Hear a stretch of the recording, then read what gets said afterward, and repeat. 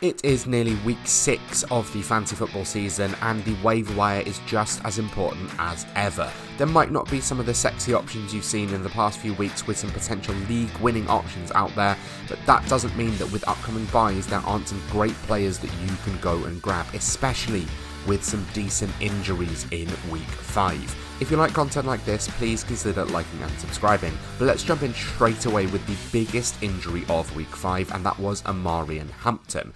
So 2 of the biggest waiver wire pickups are going to be Hassan Haskins and Kimani Vidal of the LA Chargers. Now, both of these players are available in over 98% of leagues, rostered in 2% or maximum in redraft leagues on Sleeper.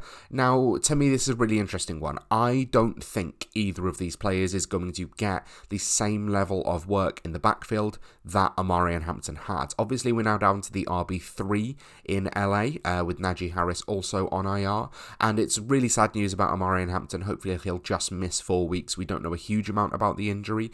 If I were to take a guess at which of these players I prioritise, I'd probably say Hassan Haskins, because Kimani Vidal is more of a third down back only, and I think you want the early down work in LA, probably one of the only situations where that's what you're looking for, but they are both available in a significant amount of leagues, and there's a world in which one of them is a massive value across the next 4 weeks. Going from players who are rostered in just 2% of leagues to a player who is rostered in 71%, but if you are paying attention, might still be out there on your waiver wire, and that is Rico Dowdle. Dowdle obviously exploded against the Dolphins last week for over 200 rushing yards, and it could have been even more if he hadn't started to cramp up towards the 4th quarter.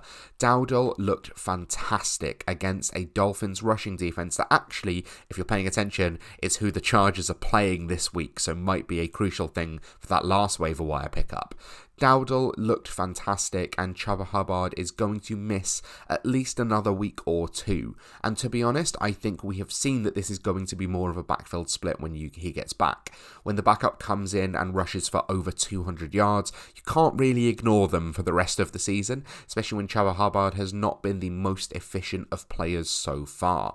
So I think this is someone you need to be paying attention to, probably the priority waiver wire target, because this is someone not just looking to fill in bye weeks or during injuries. Rico Dowdle is going to be there on the field the rest of the season after this breakout performance against the Dolphins. Talking about the Dolphins, and we have Darren Waller. Darren Waller is rostered in about 68% of leagues because I think some people picked him up when it seemed exciting and then dropped him when he disappointed. Darren Waller obviously had 2 touchdowns in the first half against the Panthers as the Dolphins skyrocketed to an early lead that they ultimately let slip. With Tyreek Hill out for the season, and to be honest, with his future potentially in jeopardy as well off the back of this horrible knee injury, Darren Waller seems to be the second target in Miami. Now, the Miami Dolphins offense is stuttering, it's not performing the way it wants to be, but if you have the potential to have a tight end that has the second highest target share on the team, that's someone you need to be paying attention to. There's something about Waller that I just can't quite get on board with in Dynasty Leagues, but in Redraft it seems pretty clear that this is going to be the second target on the team and potentially one of the biggest red zone threats. Waller being available in a fair amount of leagues is someone that someone may have dropped along the way, and I would pay attention to see if he's still lurking out there on your waiver wire to be able to be picked up. If you're enjoying this video, please consider liking and subscribing. There is so much more to come the rest of this season. I'm going to help you win your championships. Click that button and get involved.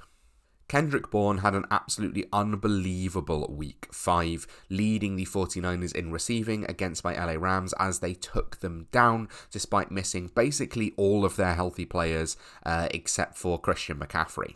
Kendrick Bourne really stepped up as the wide receiver 1 in this offense, and he's only rostered in 15% of redraft leagues on Sleeper.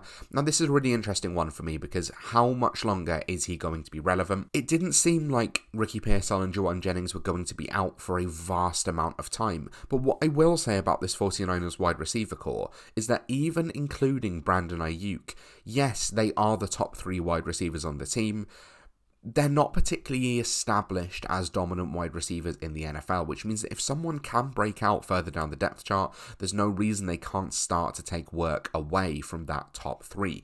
And with Kendrick Bourne having the highest receiving yardage total for a 49ers receiver so far this season, it's going to be quite hard to take him off the field.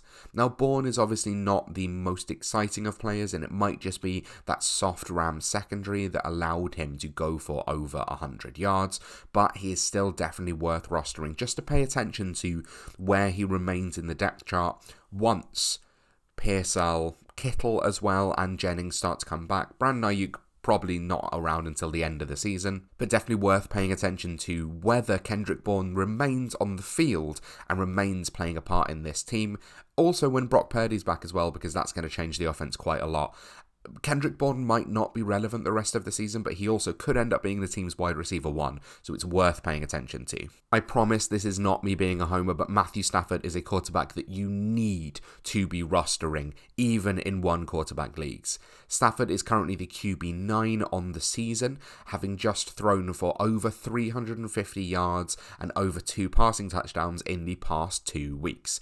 This Rams offense is dominant through the air, having some of the best passing grades per PFF so far this season, and obviously having Puka Nacua currently sat as the overall wide receiver one. One of the biggest things about Stafford is that obviously he's not going to get you any value on the ground. In fact, when you take a look at the percentage of points coming from passing and rushing, his percentage of points from rushing is 0%. He has no rushing floor at all. He is 36 years old, and I can barely have any rushing floor at all, and I'm just 30 years old. Stafford is playing this week the Baltimore Ravens, who have been absolutely carved up on the air the past few weeks, especially by CJ Stroud and the Houston Texans last week, with CJ Stroud having his first top 12 fantasy performance in about a year, quite a while. With the weapons that Stafford has available to him and with the way he's playing right now at MVP caliber level, he needs to be rostered. And I know it doesn't feel like it should be the case, but he should be started as a weekly top 12 option. Now listen, after a really disappointing first couple of seasons in the NFL, I thought it was over for Kendre Miller. I thought Devin Neal would be the backup, and I thought Kendre would be resigned to the doldrums. But in the last couple of weeks, he has recorded over 10 carries. And this last week against the Giants, he out-carried Alvin Kamara. Kendre Miller isn't just getting work, he's looking good when he's doing it, showing more burst than Kamara at this point in his career and starting to eat into a significant amount of that workload.